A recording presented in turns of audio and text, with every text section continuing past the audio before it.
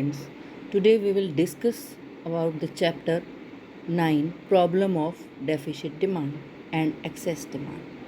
Our first topic is full employment equilibrium and underemployment equilibrium. Equilibrium is stuck when our aggregate demand is exactly equal to the aggregate supply, or savings are exactly equal to the investment, which you had done in the previous chapters. It is not necessary that equilibrium will stuck in the full employment only. It can be stuck in the underemployment also. When resources are fully employed, then it is a situation of full employment. And when resources are not fully employed, then this situation is known as underemployment. In full employment, when AD is equal to AS, suppose aggregate demand is 20 billion US dollar and aggregate supply is also 20 billion US dollar, and our full capacity output is also 20 billion US dollar. Then our aggregate demand and aggregate supply is at full capacity, full utilization of resources. Then this is situation of full employment equilibrium. Under employment equilibrium, suppose we are having full capacity output is 80 billion US dollar and our aggregate demand is 60 billion US dollar and aggregate supply is also 60 billion US dollar. Then aggregate demand is equal to aggregate supply, but this is not at full capacity. 20 billion US dollar capacity is left. So this is known as underemployment equilibrium. Then next is voluntary and involuntary unemployment. In voluntary unemployment, when we are unemployed with our wish, means either we are not willing to work or not willing to work at prevailing wages. We want more wages. Then this situation is known as voluntary unemployment. Suppose the wage rate in the market is rupees 250 per day. If a person is not ready to work at rupees 250 per day, then he is voluntarily unemployed, and this situation is known as voluntary unemployment. Next is involuntary unemployment. When the person is willing to work at prevailing wages, each and every condition prevailing in the market, but he will not get work, means there is no work for him, then he is involuntary unemployed, and this situation is known as involuntary unemployment. Suppose there is a wage rate per day in the market is rupees 200 and person is willing to work at rupees 200 but he will not get work, then he is involuntarily unemployed, and this type of unemployment is known as involuntary unemployment. Next topic is full employment and natural unemployment. Full employment refers to a situation when all those who are able to work and willing to work are getting work. Means people who are able to work and willing to work, they will get work. It exists when demand of labor is exactly equal to the supply of labor corresponding to given wage rate. It is a situation or state of equilibrium in the labor market. Situation of full employment doesn't mean a situation of zero unemployment. There always exists some degree of unemployment called natural unemployment.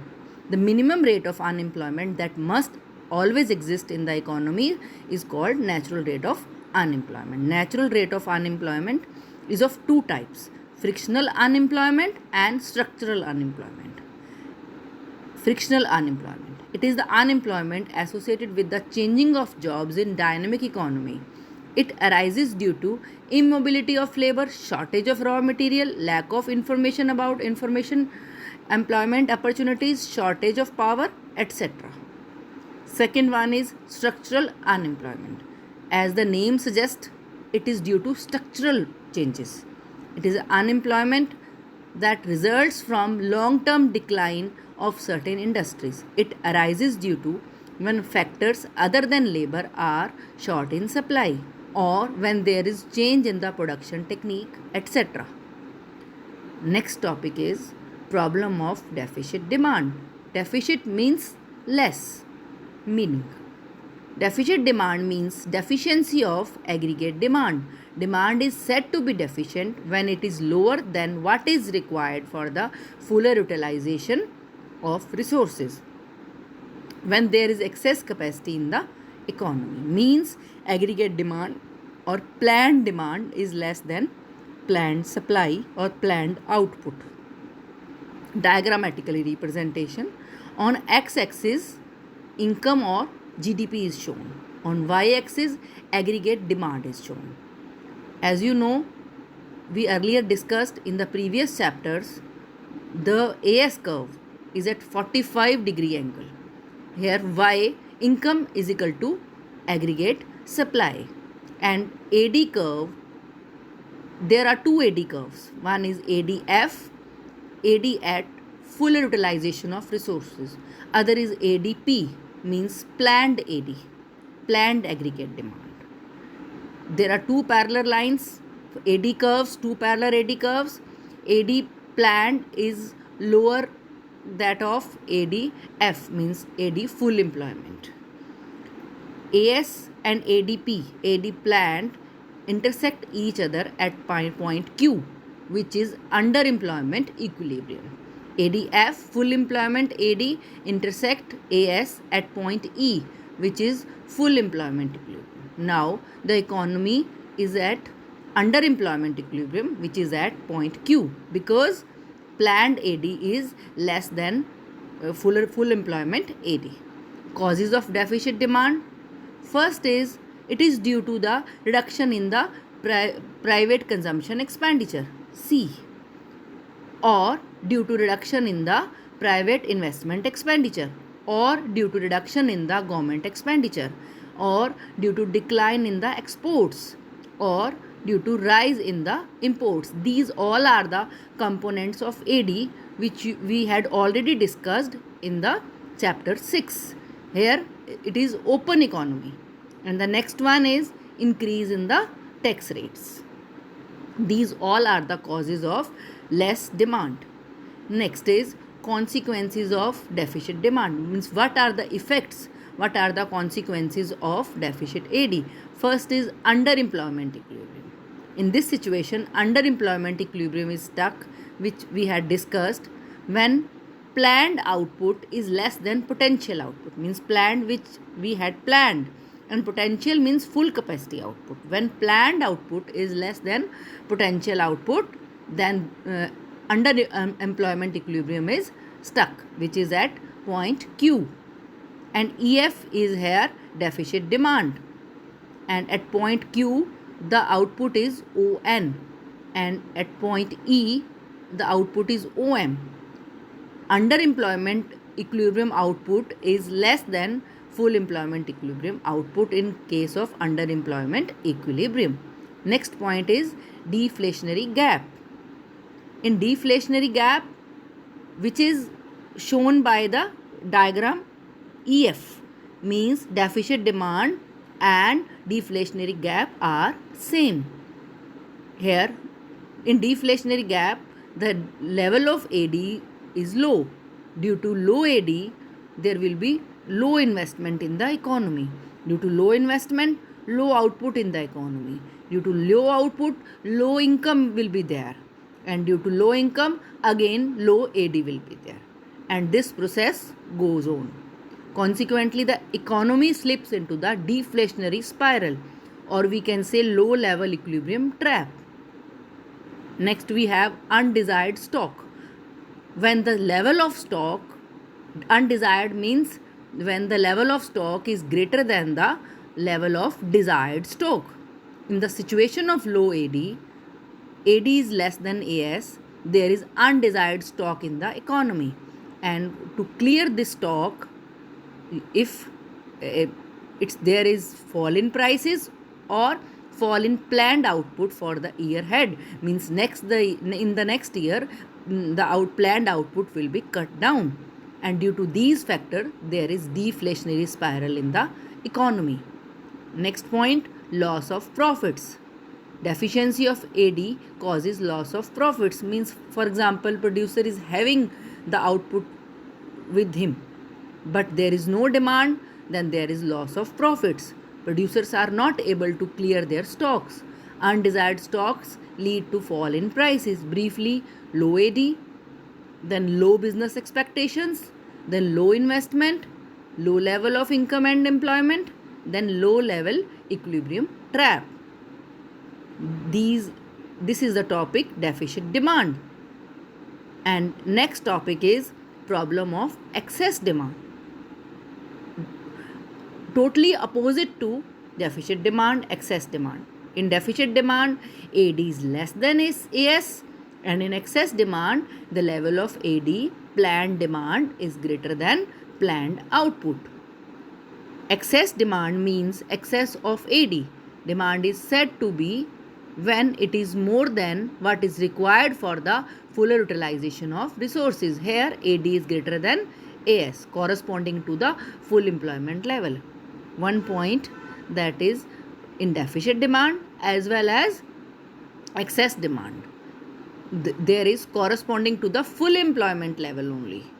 Its diagrammatical presentation, on x-axis y or GDP is shown, on y-axis AD is shown. Again, AS curve is at 45-degree angle, and there are two AD curves, ADF and ADP. In deficit demand, the ADP curve is lower than ADF. Here the opposite case, ADP is upper than ADF, means ADF is lower than ADP. Means here our planned demand is greater than our full utilization demand. So the equilibrium is stuck at point E, where ADF and AS curve intersect each other, and the excess demand is EF. The next is causes of excess demand. First is just opposite to the causes of deficit demand. In that case, in deficit demand, decrease in private consumption expenditure. In case of excess demand, increase in the private consumption expenditure. Next is increase in the investment consumption expenditure. Next is increase in the government expenditure. Increase in exports, or due to decrease in imports, because this is negative factor of AD, or cut in tax rates. These all are the components of AD in the open economy. Next, we have consequences of excess AD. First is deflationary gap, just opposite to the deficit demand. In that case, deflationary gap, and in this case, inflationary gap. In inflationary gap is exactly same to the excess demand, that is shown by EF in the diagram. In inflationary gap, excess AD, then pressure of demand on the existing resources, then rise in the cost of production. First of all, AD will be excess, and we cannot increase our output, then there is a pressure of demand on the existing resources. Due to pressure of demand in the existing resources, rise in the cost of production, and due to rise in the cost of production, rise in the general price level, and due to rise in the general price level, and output remains same because resources are already fully utilized, then in the above diagram, EF indicates inflationary gap. Next is static GDP. In the situation of excess demand, quantum of goods and services produced in the economy remains constant. Means if there is excess demand, there is no change in the quantum of goods and services, because we are working on the full capacity.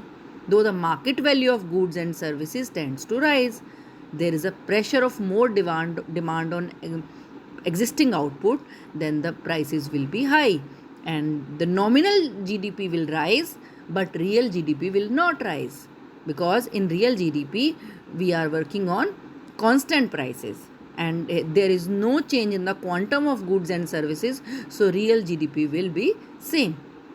Next, we have excess demand and wage price spiral. Due to excess AD, pressure of demand on existing resources, then rise in cost of production, then rise in wages, rise in cost of living, rise in wages, rise in prices, and hyperinflation and threat to the economic stability. First of all, AD will be excess, then that demand will create pressure on the existing resources. After that, rise in the cost of production. Then the labor will demand for more wages, and if labor will demand for more wages, then cost of living will be high. Then again rise in wages, rise in prices, and hyperinflation, and economic stability will be not stable. Next we have loss of profits. Like deficit demand, excess demand also causes loss of profits. Profit is lost because the producers are not able to raise their supplies. There is demand, but they are not having output to sell.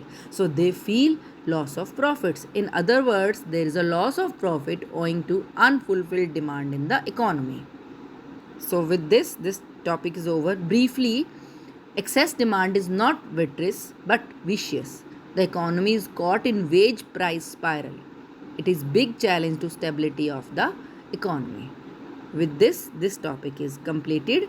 What we had done in the today session, first of all, full employment equilibrium and underemployment equilibrium. After that, voluntary and involuntary unemployment. After that, full employment and natural unemployment. Then problem of deficit demand, their causes and consequences, and then problem of excess demand, their diagrammatical presentation, causes and consequences of AD. With this, today's session is over, and the rest of the topics of this chapter we will discuss tomorrow. Thank you.